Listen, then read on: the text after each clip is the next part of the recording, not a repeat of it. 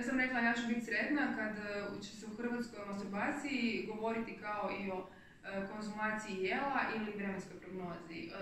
Onda ću znati da je seksoteka napravila svoju misiju. Što je za mene seks? To je jako teško pitanje, onako ontološko. Ne sjećam da mi to ikad pitao. Pa u biti ja često govorim da su meni seks i masturbacija jednako važni.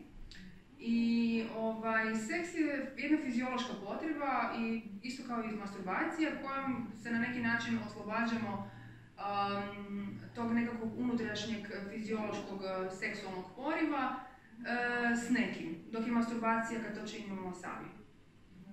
A da li je seks uvijek vođenje ljubavi ili i kad je uopće seks ikad vođenje ljubavi onda po tome? Pa to ostavljam ljudima, to je vrlo individualno. Ono što sam primijetila je da muškarci mogu odvojiti seks od ljubavi i da to često čine, dok recimo ženama je to malo teže. Rekla si da u vezi ti je smetalo što ti zapravo nisu muškarci, taj muškarac koji si bila, da ti nije dozvoljavao da bude veza otvorena. Pa nije, gledajte, otvorena veza vam s jednim partnerom možda nekad dođe, nekad ne. Ja sam u toj vezi bila već 6 godina, 5,5 i to je već bila nekakva faza gdje su mi trebale promjene. I onda sam ja svom partneru predložila otvorenu vezu. Nije sad da ja insistiram otvorenu vezu u svakoj vezi, nego samo želim dopustiti si mogućnost da mi tako nešto bude moguće ako to poželim. A da li molim te pojasniti taj cyberseks? Ja baš nemam s tim nekog iskustva, pa me zapravo zanima. Prvo, uopće, gdje nađeš te ljude? Da li su to neki ljudi koje poznaš? Pa najčešće jesu, da. Ja za cyber trebam poznavati na neki način osobu koja je s druge strane, a društvene mreže danas jako puno omogućuju da saznaš neke osnovne stvari o ljudima. Dakle, čim pogledaš nečiji profil, bilo da je to Instagram profil, već vidiš nekakvu atmosferu kroz njegove fotografije. Kad pogledaš nečiji Facebook profil, isto već znaš otprilike kako osoba rezonira, jer ja smatram da su naši profili veliki dio nas. Je li neki složenjeni u vezama? Pa u biti ja se zaista ne javljam ljudima koji su u vezama, obično se ljudi meni javljaju, ali za cyberseks vam je otprilike kao i gledanje pornića. To je jedna jednokratna stvar gdje vi zapravo osobu s druge strane ne doživljavate nužno kao nekakvu osobu s kojom bi se sve poželjeli, dakle s kojom bi se poželjeli ići u šetnju, biti u vezi i nešto drugo, nego jednostavno to je jedan instant užitak koja vam ona u tom trenutku može priuštiti. Ne gledam na cyber partnere kao na cjelovite partnere, to je nešto drugčije.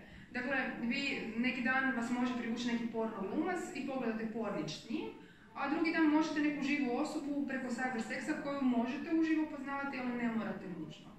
To je cyber. I onda cyber je, dakle, možete se samo tekstovno, dakle, dopisivati, možete slati fotografije, videe, možete se gledati preko kamere, dakle to je ostavljeno na izbor svakom pojedincu.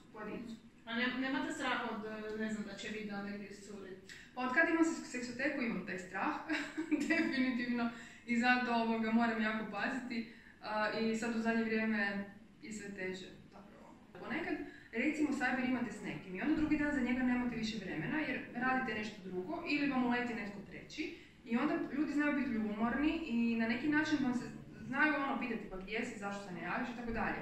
Cyber je područje gdje trebamo jednim drugima davati jako puno slobode. Znači ako ja dajem tebi, očekujem da ju ti daješ meni. Pitala sad da tvoj dečko je baš redovito da cyberseks prakticira, ne bi ti bio okej? Pa dok mene on zadovolji, koliko je meni potrebno, zašto? Ali da mene zanemari, onda naravno da mi ne bi bilo sve redno. Sad dajmo malo o masturbaciji koja je veliki tabu u Hrvatskoj, a zapravo, kao što i kažu brojne istraživanja, svi to skoro rade. Pa reci, kako ti imaš iskustva s tim? Pa imam baš iskustva tada da ljudi to puno rade, a malo govore o tome, što je s jedne strane legitimno. Dakle, ja ne očekujem od ljudi da otvoreno poput mene razgovaraju i pričaju o tome. Međutim, ono što primjećujem i što često ističem da žene puno teže priznaju i razgovaraju jedne s drugima o tome u odnosu na muškarce. Zašto ljudi to skrivaju? Pa upravo zato što živimo u patrijarhatu, svijet još uvijek funkcionira po principima patrijarhata i žene su, ono što često govorim, odgajateljice, majke, I vi kad su djeca u pitanju, onda je seksualnost stvarno postaje tabu s razlogom i ne treba to osporavati, to je čak i dobrodošlo jer nije baš prirodno da se pred djecom o takvim stvarima govori i naprosto žene onda suzbijaju tu svoju seksualnost bivajući majkama. Šta onda kažete na ovaj robotan seks? Pa ja sam veliki pristalica toga. Ja već jako dugo promoviram na neki način seksualne igračke. Smatram da, ja smatram da svaki par, ljubavni, dakle romantični, bi trebao imati nekoliko seksualnih igračaka, jer često, barem ono što ja primjećujem, da muška performansa, dakle, penetracija i svega ostalog, nije nužno uvijek u onom ritmu i onoj količini koja možda nekim ženama treba. I onda da muškarci ne trebaju osjećati nekakvu ljubomoru ako tu budu nekakve sprave u pitanju. Dakle, muškarac može ženu zadovoljiti i dildom ako on više ne može, a ona želi još. A evo, stvarno može čovjek biti, ne osjeća se nekako glupo nakon seksa sa robotom? Pa, to je isto kao da kažeš da se žena osjeća glupo kad doživi orgazam sa vibratorom. Ne osjećaš te glupo jer ti je orgazam ti fiziološka potreba, to odradiš kao što isto ti možeš sama s figurom napraviti frizuru, kao što ti može frizerka napraviti s figurom. Znači, ista ti je stvar. Imate vi neke ormar, to držite? Naravno, uvijek. Dakle, u prošloj verziji imali smo jedan ormar, onu ogromnu ladicu, kojom smo se trudili da svi koji dolaze k nama, od roditelja, braća, sestara, da nikad ne otvaraju, onako pisalo je ne otvaraj. Dobro, a biseksualnost, kako s tim stojiš ti, na primjer? Mislim, je li ti to okej? Mislim, je li ti možda to prakticiraš ili ne? Pa, ja sam dakle u jednoj svojoj kolumni napisala da sam svoju biseksualnost osvijestila u 31. godini života, jesam biseksualna, prakticiram seks rijeđi sa ženama, ali, jer me puno rijeđe privuku žene, ali sam otvorena i za tu opciju, dakle, ako mi se neka žena baš svidi, ja uvijek pitam ako želi. Svi smo mi ljudi, nije meni seks najvažnija stvar na svijetu. Ja kažem, meni je seksualna teorija bitnija od seksualne prakse i ja ovu seksualnu teoriju u Hrvatskoj iznosim isključivo zato što je nema. I zato što želim ljude informirati o tome što su otvorene veze, što je cyberseks, što je biseksualno. Zašto?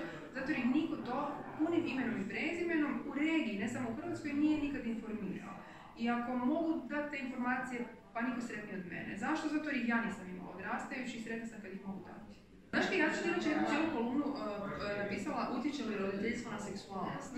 I baš sam se puno time bavila jer sam primijetila jako puno ljudi, dakle parova s djecom, da im je na neki način ta seksualnost sputana. I to je posve ljudski. Kažem, ne mogu se roditelji baviti seksom i sobom ako imaju klince. I naravno su klinci uvijek prioritet.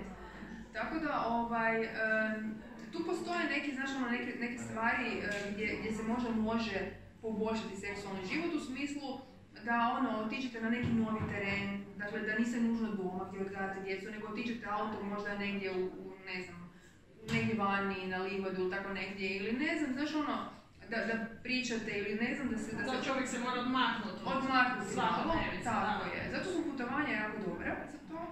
Ali opet ono što isto mislim da je jako dobro, što može biti simpatično, to su one zajedničke masturbacije. Naprimjer, ne znam, kad ste udaljeni, znači, ne znam, ili na poslu ili negdje, jedan je doma ili negdje, da jednostavno to prakticirate u isto vrijeme, na neki način to isto može biti onako zanimljiva stvar za one koji to žele.